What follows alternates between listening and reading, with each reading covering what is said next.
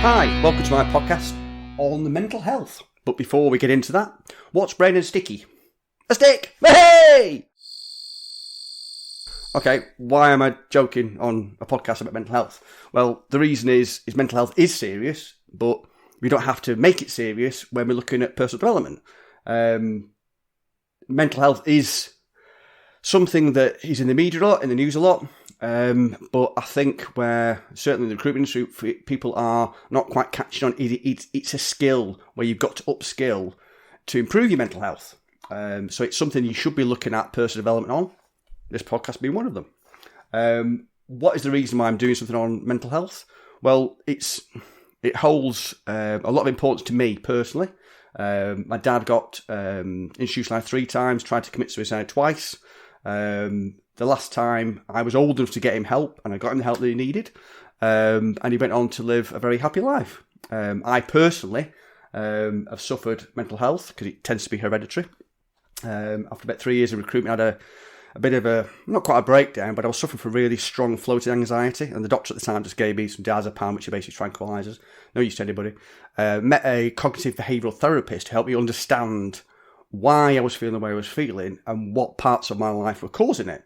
So I learned how to deal with mental health very early. I think I was only about 23, 24, something like that. So it means a lot to me. So with this podcast, normally I do a lot of structure in it to make sure that I get all the things I want to. But this, I'm just going to freestyle because I'll probably do something more structured later on. But I kind of want you to just get out as much as I could to try and help people with this sort of snapshot, for want of a better description. The recruitment industry is very stressful. As much as owner managers and managers want to create a lovely environment for people to have a healthy mental state, it's high pressure. You know, you're only as good as your last month. It's very, very transparent. It's very competitive. There is that environment where only the strong succeed. So people are going to suffer. So as a business leader and an owner manager myself, because I've been through this issue with my father and also with myself and been through cognitive behavioural therapy, I felt morally I had a duty to upskill personally how to help with mental health to help my staff. So I tried to become what you call consciously competent.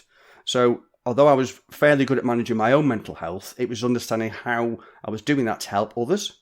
Also, one bit I did miss is when I sold that recruitment business after 14 years, the reason I sold out is, quite frankly, I was stressed and depressed. Didn't really know at the time I was stressed and depressed, but I knew I'd fallen out of love with the job, and I just wasn't enjoying my job anymore.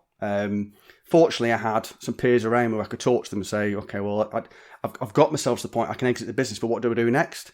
So that's when I started playing with the Davis Graham model, because the feedback was I'm good at strategy, good at coaching, inspirational, all the things you need to mentor and coach small businesses. Problem I've got is I'm a perfectionist. So when I'm seeing people in the office that aren't performing to the best of their ability, I used to get really frustrated.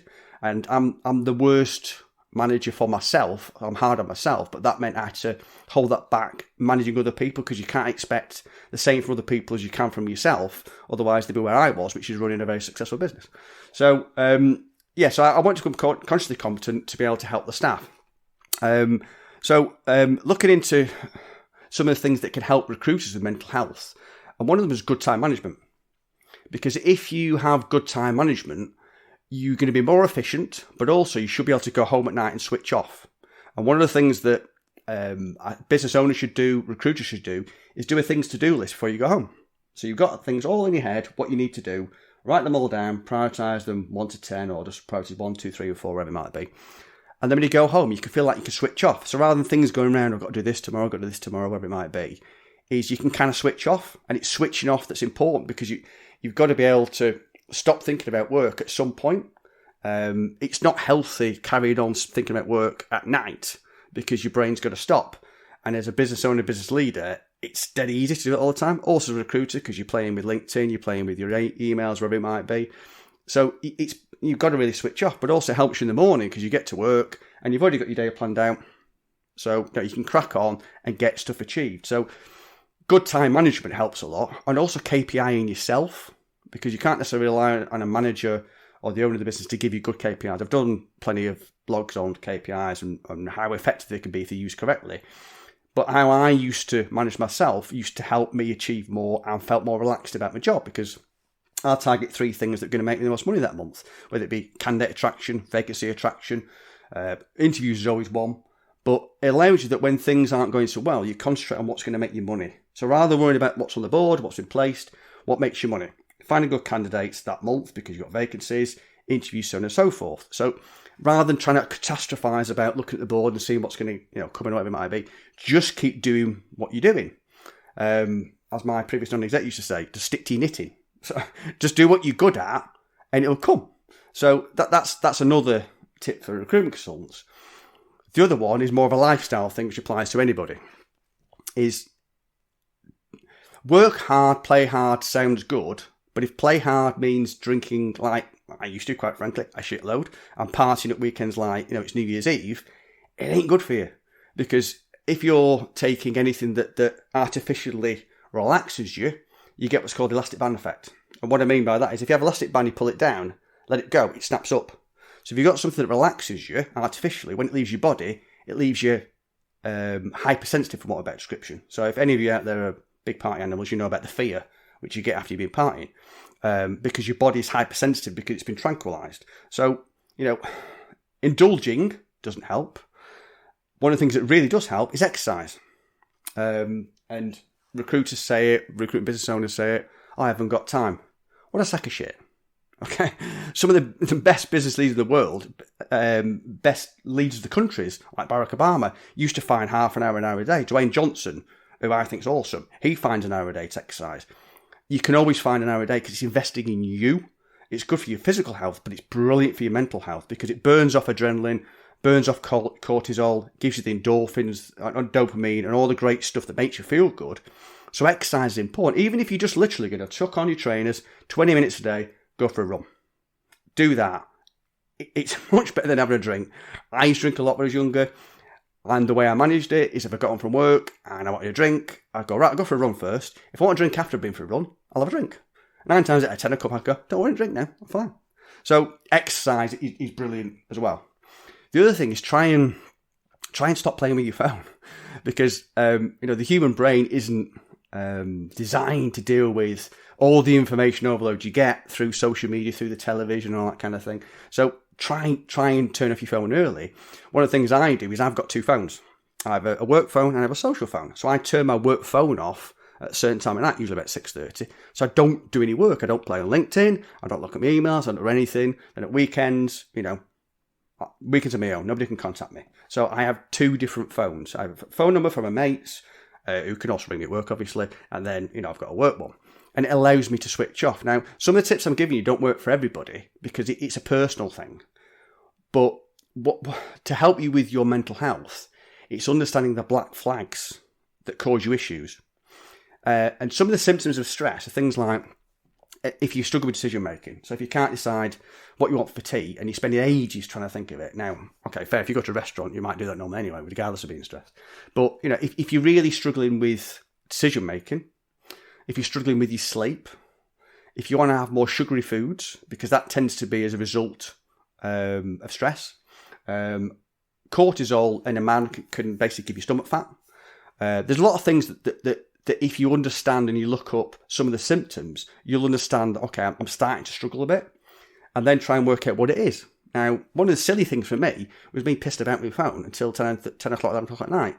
And it was as simple as that I just found that was just a bit that pushed me over the edge that made me struggle. So I've got to be disciplined with that. Also, what I did find when I was running the business is I had to have a lunch hour. Because some people are fine with it, because everybody has different levels of tolerance to stress. Okay, I'm 100 mile an hour. Everything I do has got to be the best. I'm just so driven all the time. It does mean that I can burn out. So what I've got to do is I've got to have a lunch hour. Now, I used to just literally go into the shopping centre and walk around and do that sort of thing. But then it developed into training at lunchtime because, as I've already said, training burns adrenaline. And I'd find I was that much more effective in the afternoon because I trained at lunchtime. So now it's religious. I train every single lunchtime.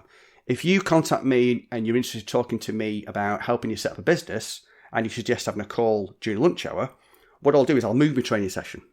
But I'm religious. I train every lunchtime.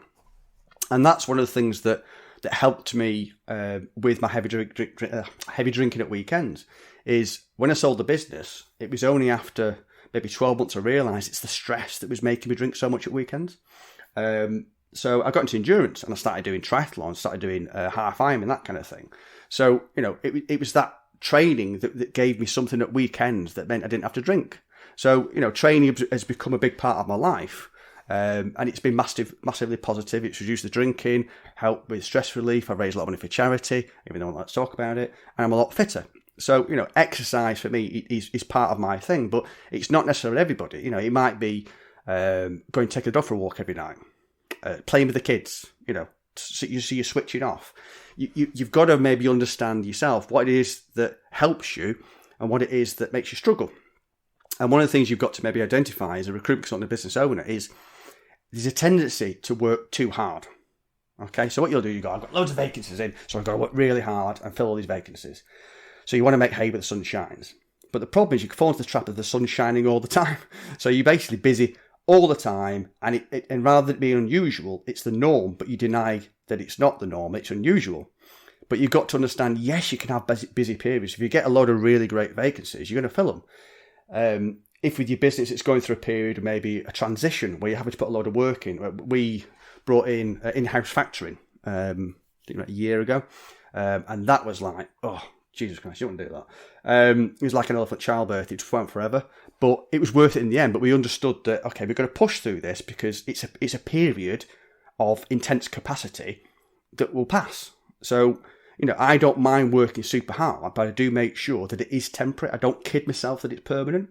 So, as a recruiter or a business owner, then, you've got to understand when you've got to switch off. When you've got to go, okay, I need a bit of a rest.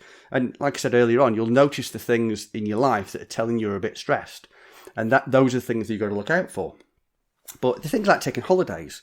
When I worked in recruitment, the business there didn't give you lots of holidays. So I didn't have a holiday for 3 years, believe it or not, just because I didn't have any mates at the time that were organising lads' holidays. And, I wasn't a steady girlfriend kind of guy. So I enjoyed my job. I worked all the time.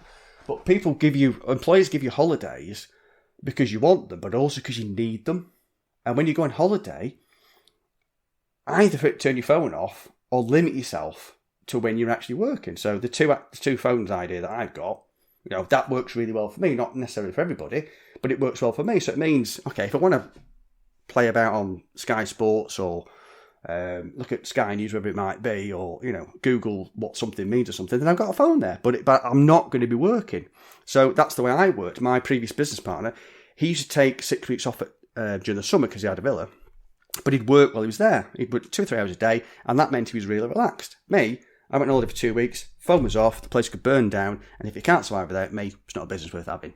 So everybody is different, but what I'm trying to get across in this podcast, this blog is understanding that mental health is a skill. It's something to work on, to develop yourself, to understand what stresses you out, when it stresses you out, and what's good for you, and be conscious of it, because it can creep up on you. Now, in recruitment, you don't want to get to I kind of got burnt out because I fell out of love not only with the job, but with recruitment. And that's dangerous because it's my career. And I absolutely love my job now. Absolutely love it to bits. Took a few years out, pissed about with Davidson Gray, didn't really do, didn't get 100%. I needed a lot of time out. Absolutely love my job now. Love recruitment. When I finished owning my own business, I'd been to Cranfield University in 2005, come out top of my class. I was pretty good at, the whole business spectrum. So I did some non-exec work outside of recruitment, but I migrated back to it because I love recruitment. And recruitment is a wonderful industry, but don't get to the point you fall out of love with it. And that's the problem you can get to.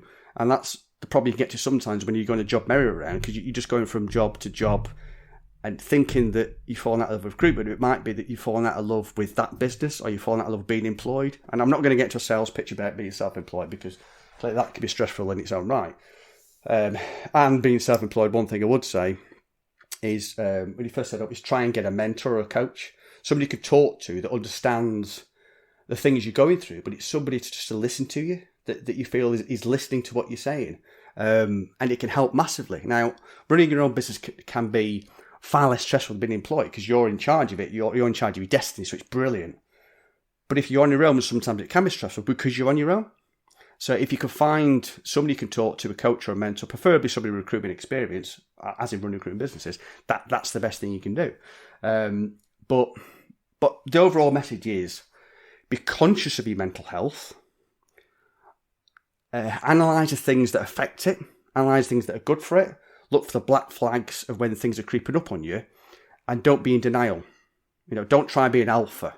I'm not going to start getting all cheesy about, just because you have mental health doesn't mean you're weak and all that. Absolutely believe in all that, but I'm not going to ram that down your throat now. What I am saying is, it's a skill like anything else. And if you're going to work on your career, you're going to work on your physical health, you're going to work on your appearance, look after your mental health, because that is what drives everything else. If your mental health is wrong, everything else suffers, relationships suffer, your career suffer.